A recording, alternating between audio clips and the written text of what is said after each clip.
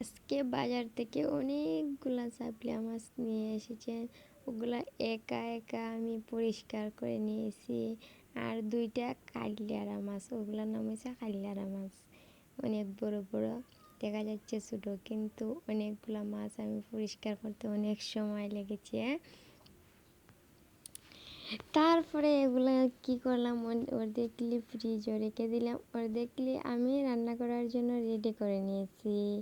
এখানে কাঁচামরিচ কেটে দিয়েছি, পরিষ্কার প্রথমে লবণ দিয়ে পরিষ্কার করে নিয়েছি মাছটা, তারপর কাঁচামরিচ দিয়েছি, একটু রসুন দিয়েছি, তারপরে পেঁয়াজ বাটা দিয়েছি একটু বেশি করে।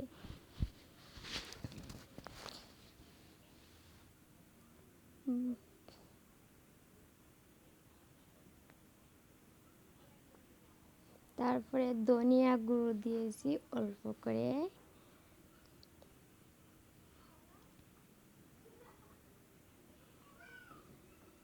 তারপরে মরিচ গুঁড়ো দিয়েছি 1 চামচ।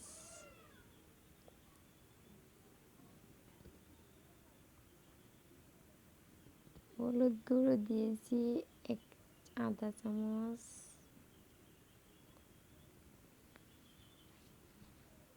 তারপরে সয়াবিন তেল দিয়ে মাখা মাখা করে রান্নেছি। ওইটা বলা যায় যে মাখানো তরকারি নিজের মতো করে নিজে রাঁধছি।